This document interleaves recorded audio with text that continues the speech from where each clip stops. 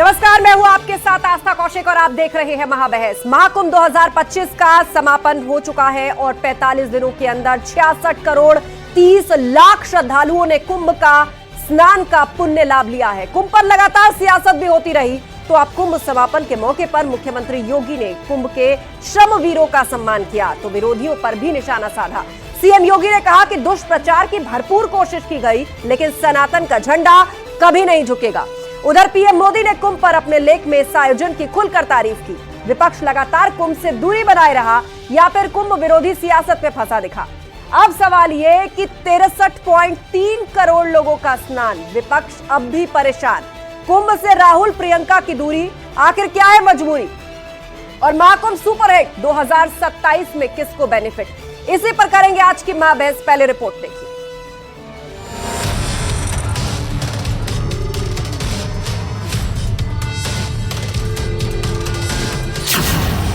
महाकुंभ का संकल्प, मोदी योगी की सिद्धि।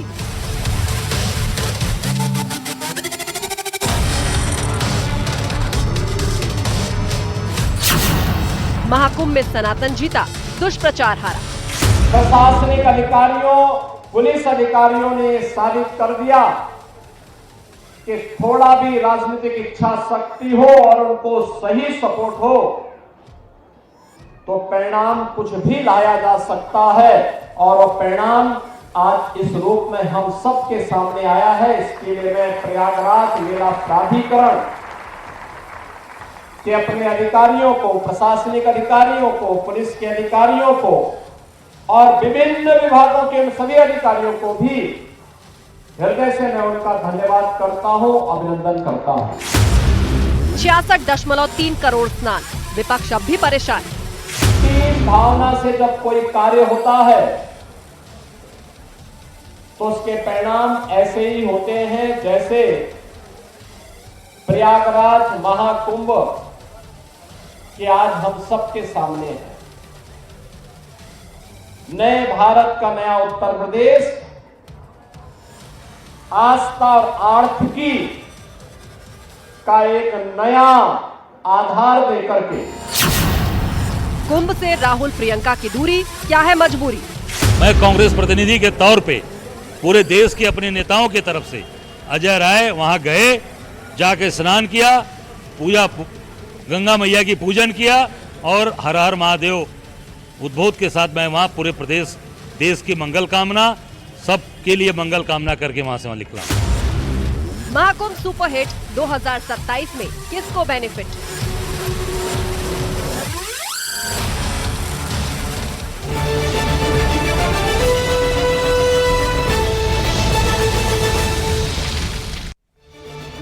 और वक्त महाबहस के सवालों का है जिन पर फोकस है आज की पूरी डिबेट। तो सवाल नंबर 1, महाकुंभ में सनातन जीता, दुष्प्रचार हारा। ये बड़ा सवाल है क्योंकि लगातार महाकुंभ को लेकर जो राजनीति होती रही उसे लेकर बहुत तरह के सवाल उठाए जाते रहे और अंततः 66 करोड़ से ज्यादा लोगों ने स्नान किया है।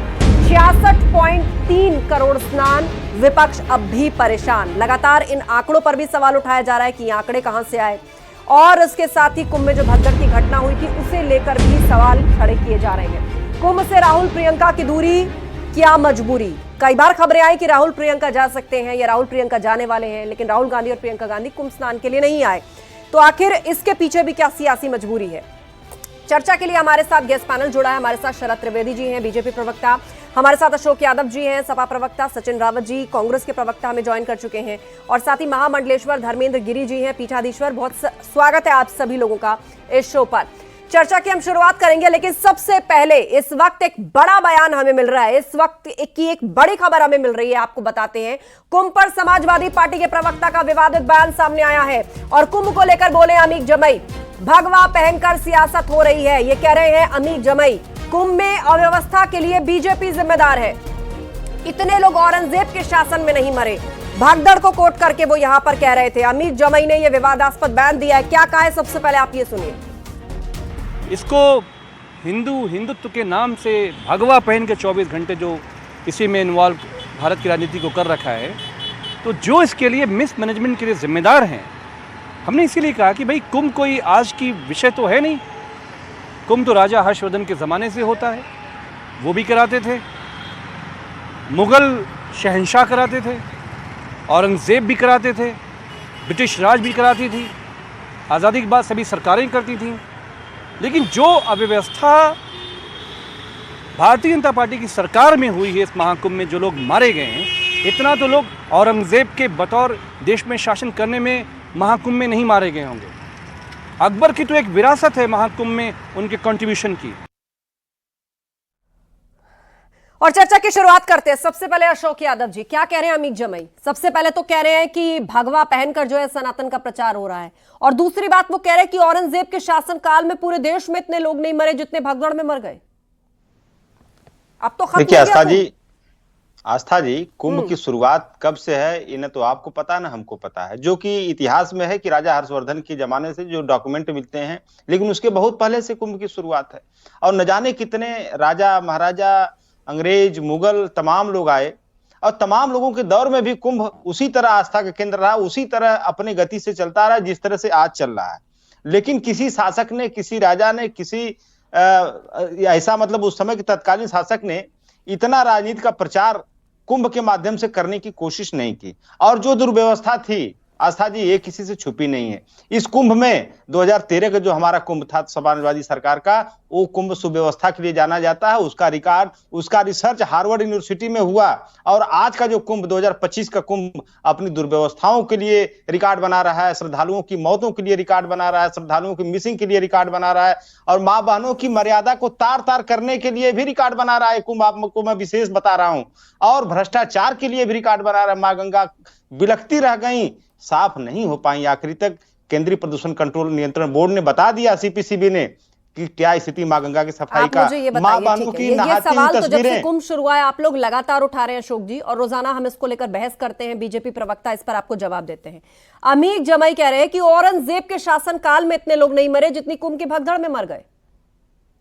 ये औरंगजेब का महिमा मंडन है, या जिन लोगों की वहां मृत्यु हुई है उनका अपमान है, या धर्म का अपमान है? बताइए मुझे। ये औरंगजेब का महिमा मंडन नहीं है।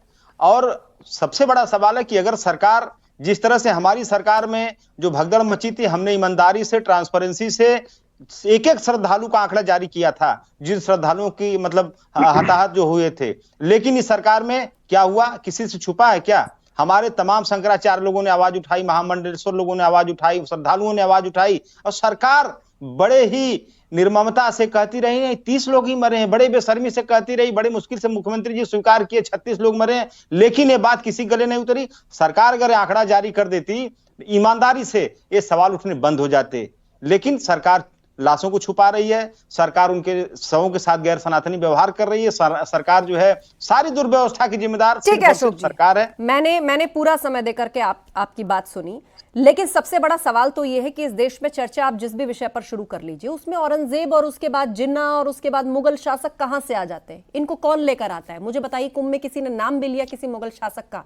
कुंभ की समाप्ति पर अमीक जमई औरंगजेब की बात कर रहे हैं, शरद त्रिवेदी जी, कि औरंगजेब ने अपने शासनकाल में इतने लोगों को नहीं मारा पूरे देश के अंदर जितने लोगों की डेथ कुंभ में हुई। नहीं, देखिए, मुझे लग रहा है जमई जी को पूरा ज्ञान नहीं होगा, क्योंकि 700 ईस्वी में जब भारत में मीर कासिम आए तो सबसे पहले उन्होंने आके स्नान किया था। उसके बाद जितने भी उनकी जो राजवाड़े आए हैं, मुगल पूरे साम्राज्य ने वहां पे स्नान किया।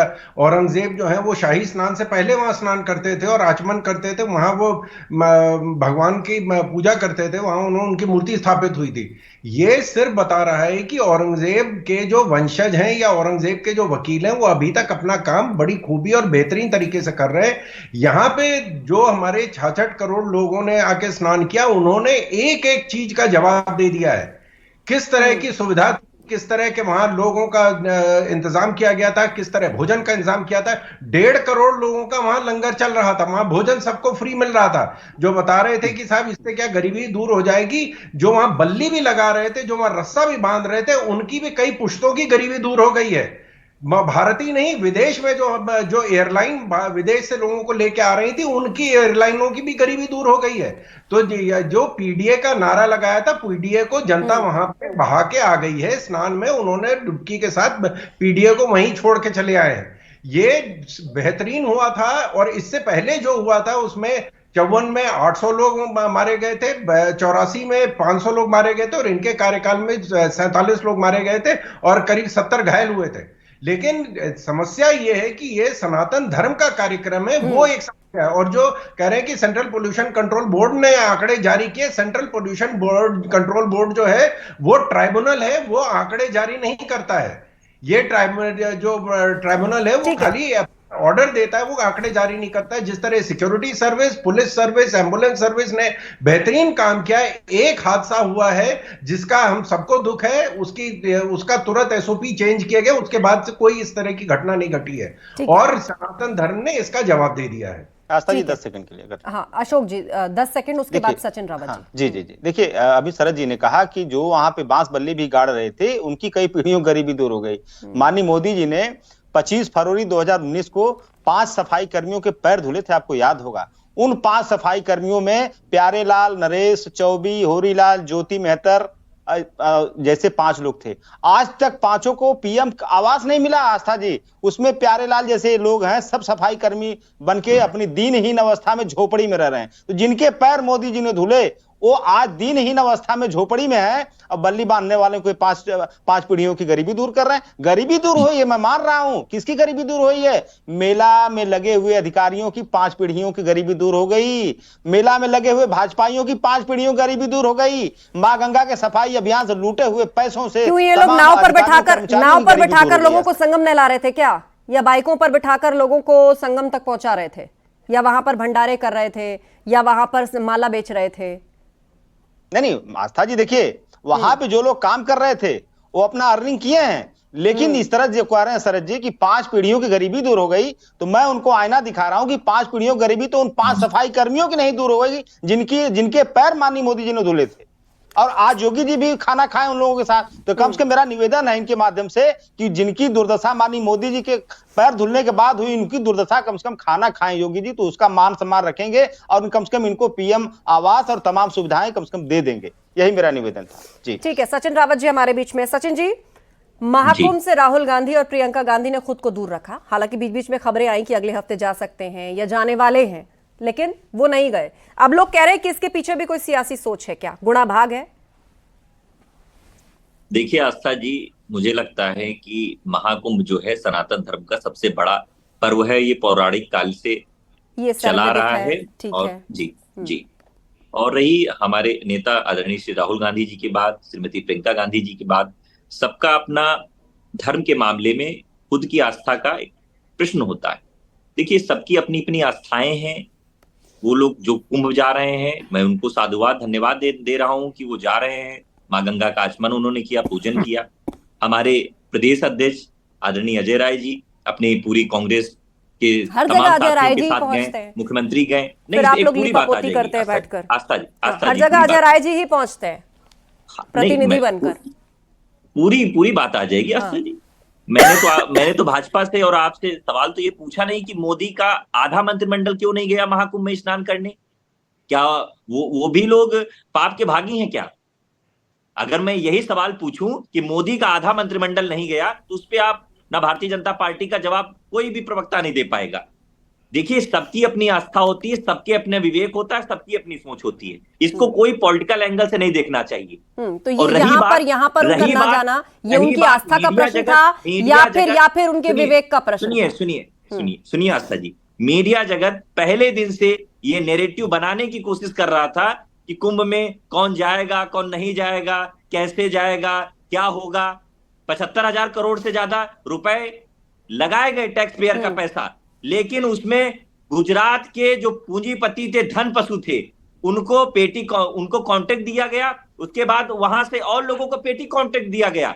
अभी कुंभ खत्म हुआ है। कुंभ खत्म होने के बाद जो भ्रष्टाचार सामने आएगा, सवाल तो उस पे होगा। जब आएगा तो हम उस पर चर्चा करेंगे ना सचिन जी। जब आएगा, अगर आएगा तो हम उस पर भी चर्चा करेंगे और आप ही कागज लेकर या मोबाइल ऑन करके मुझे दिखाएंगे कि देखिए ये डेटा यहाँ है, ये डेटा यहाँ है। लेकिन अभी हम प्रेजेंट पे बात कर रहे हैं ना, वर्तमान स्थिति पे बात कर रहे हैं। और मेरा सवाल आपसे ये था कि राहुल गांधी और प्रियंका गांधी का वहां ना जाना, ये उनकी आस्था का प्रश्न था या उनके विवेक का डिसीजन था? देखिए अभी भाजपा के प्रवक्ता साथी शरद जी ने जब जवाब दिया, आपने इंटरप्ट नहीं किया।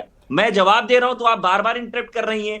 इंटरप्ट नहीं, मैं आपसे सवाल पूछ रही हूँ क्योंकि मेरे सवाल को आप बड़ी चतुराई से टाल के दूसरी रोड पर जा रहे हैं। जो सवाल था उस पर मैंने जवाब दे दिया। अब मेरा सवाल है, शरद जी से भी है और आपसे भी सवाल है। अच्छा, मुझसे भी आधा काम आप भी करती हैं बीजेपी का। मेरा काम तो सवाल पूछना है, मेरा काम तो आप सबको समय देना है। क्यों नहीं गया मोदी मंत्रिमंडल के आधे मंत्री, क्यों नहीं गए? लेकिन सवाल को ये पूछ ही नहीं रहा ना, उनसे कोई सवाल ही नहीं पूछ रहा। सवाल तो आपसे पूछ रहे हैं ना, क्योंकि जब चुनाव नजदीक आते हैं तो आप लोग मंदिर भी जाते हैं, आप लोग जनेऊ भी धारण करते हैं, आप लोग पद यात्रा भी करते हैं, आप लोग तीर्थ यात्रा भी करते हैं, और हमेशा से सवाल आपको घेरे रहता है कि जब चुनाव आता है तभी ऐसा क्यों करते हैं। एक अधिकारी निलंबित नहीं किया गया, अभी तक एक अधिकारी के खिलाफ कार्रवाई नहीं की गई। आपने देखा महिलाएं वहां कपड़े बदल रही थी, उनके वीडियो सोशल मीडिया पे डाल करके पैसे उगाही की जा रही थी, क्या कार्रवाई हुई? उस पर यूपी सरकार ने एक्शन लिया है ना, जनता पार्टी की यूपी सरकार ने एक्शन लिया है ना। शरद त्रिवेदी जी लिया, कहाँ एक्शन लिया? वही तो मैं कह रहा हूं, शरद त्रिवेदी जी करिए कौन लोग शामिल थे इसके पीछे। ठीक है, जवाब सुन लेते हैं, उसके बाद हमारे बीच में महामंडलेश्वर धर्मेंद्र गिरी जी भी हैं, उनसे भी मैं कमेंट लूंगी। शरद जी। आस्था जी, सबसे बड़ी चीज ये है कि क्योंकि राहुल जी कट्टर हिंदू हैं और उनके दो गोत्र हैं, राजस्थान में उनका गोत्र है दत्तात्रेय और मध्य प्रदेश में उनका गोत्र है कश्यप, तो वो तो कट्टर हिंदू। भैया ये बताइए, जो वहां पर महाकुंभ में कुव्यवस्था थी उस पर जवाब दीजिए। आप राहुल गांधी जी पे आ गए। मैंने तो आपसे पूछा कि जो महिलाओं के वीडियो डाल करके सोशल मीडिया पे जो पैसे गुहाही की जा रही थी, उनके पीछे कौन लोग थे? कुव्यवस्था जो हुई सचिन जी, पीछे कौन लोग थे? सचिन जी ऑडियो क्लैश कर रहा है। आपने पूरी बात रखी है, आपको 3-3.5 मिनट का समय मिला है। अब शरद जी को बोलने दीजिए, एक और मेहमान इंतजार कर रहे हैं। सचिन जी ठीक है, आपको फिर काउंटर करने के लिए मैं वक्त दे दूंगी। शरद जी बात पूरी कीजिए। सचिन जी ठीक है, डेकोरम मानिए सचिन जी, मैं फिर समय दे दूंगी आपको, फिर मिलेगा ना समय। सब रखिए, अभी आधी डिबेट बाकी है, आधी डिबेट भी नहीं हुई, आधी डिबेट बाकी है अभी। शरद जी बात पूरी करिए। उन्होंने जो वहां पर अपनी बात सचिन जी, मैं ऑडियो डाउन नहीं कराती हूँ किसी का। कहीं नीली आंखें दिखाई जा रही थी, कहीं दिखाया जा रहा था वो। अरे आपको मीडिया से चुनाव लड़ना है कि आपको भाजपा से चुनाव लड़ना है, ये बताइए। हमारे महाकुंभ का अपमान हुआ है। हम तो ये भी बार बार बता रहे थे कि राहुल गांधी जाने वाले हैं, प्रियंका गांधी जाने वाली हैं, जा सकती हैं, लेकिन अजय राय पहुंचे। हमारा तो काम खबर दिखाना है। क्या कैसे आप लोग मुद्दा छोड़ देते हैं? सवालों के जवाब से बचने से कुछ नहीं होगा ना, जनता समझदार है। ठीक है, शरद जी जवाब दीजिए। आस्था जी, इनकी बात का मैं सिर्फ एक किस्से से जवाब दे देता हूं। एक पूरब पश्चिम पिक्चर आई थी, उसमें मनमोहन थे उसमें एक्टर, वो शादी करना चाहते थे एक अंग्रेज और महिला से, उसका नाम था क्रिस्टीना। तो वो कह रहे थे कि मुझे, क्रिस्टीना कह रही कि मैं मंदिर में जाके शादी करूंगी। कहते मुझे शर्म आती, मैं अपने दोस्तों को जाके कहूंगा कि मैं शादी करने जा रहा हूं, वो भी मंदिर में। ये जनता के बीच में अगर जाएंगे तो ये कहेंगे। अरे भैया, हमने जवाब मांगा है, आप पिक्चरों पे चले आए। मैंने आपसे जवाब मांगा है, आप पिक्चरों की बात यहाँ क्यों चला रहे हैं? अब मैंने आपसे जवाब मांगा, वहां पे महिलाएं का जो वीडियो बेचा जा रहा था, सेकुलर वोट है, इसलिए नहीं सुनना चाहते। इनका जो तथाकथित सेकुलर वोट है वो इनसे छिन जाएगा। तो क्या मुंह लेके जाएंगे जनता के बीच में कि हम अयोध्या गए थे, हम वाराणसी गए थे, हम मथुरा गए थे, हम काशी गए थे। हम अगर ये गए तो इनकी तो दुकानें बंद हो जाएंगी। जो इनके चंद उद्योगपति मित्र हैं, जो गुजरात में भी है, दक्षिण भारत में भी, उनको ठेका नहीं मिला। ये इनकी तकलीफ है। इनकी समस्या ये है कि ये ना हिंदू रह पा रहे हैं, ना मुसलमान बन पा रहे हैं। ये बीच में अधर में लटके, और इसीलिए जनता ने इनको अधर में लटका दिया है। ये इनकी समस्या सिर्फ यही है। और आप देखें कि गुजरात के धन पशुओं को महाकुंभ का ठेका दे दिया, अयोध्या में 75,000 करोड़ से ज्यादा। अब ये भ्रष्टाचार होगा तो कौन कौन लोग शामिल हो गए? नहीं, आप दोनों रुक जाइए, आप दोनों रुक जाइए। इस तरह आक्षेप लगाने से, आरोप प्रत्यारोप लगाने से कुछ नहीं होगा। कुंभ का समापन हो गया, कुंभ का समापन हो गया। मुझे लगता है कि फैक्ट्स पर बात होनी चाहिए, क्योंकि आज यूपी सरकार भी अपनी तरफ से आंकड़े रख रही है कि 66 करोड़ से ज्यादा लोगों ने यहाँ पर स्नान किया है। सिर्फ बात यहाँ प्रयागराज की नहीं हो रही है, बनारस है, अयोध्या है, चित्रकूट है, किस तरह यहाँ के कॉरिडोर्स में बड़े पैमाने पर व्यापार हुआ है, लोगों ने वहां पर कमाई की है, क्योंकि श्रद्धालुओं की सारी भीड़ जो थी, जो प्रयाग नहाकर जा रही थी, वो इन जगहों पर भी पहुंची है। तो बहुत सारे आंकड़े आज यूपी सरकार ने भी रखे हैं। महामंडलेश्वर धर्मेंद्र गिरी जी हमारे बीच में, पीठाधीश्वर जी। महामंडलेश्वर जी, आपसे बहुत ही सिंपल सा सवाल है मेरा कि कुंभ का समापन हो गया है, वो कुंभ जिसके अंदर कई Guinness book of world record बने हैं, वो कुंभ जहां पर 66 करोड़ से ज्यादा श्रद्धालु ने डुबकी लगाई है, इस महाकुंभ से देश को, समाज को, प्रदेश को क्या मिला?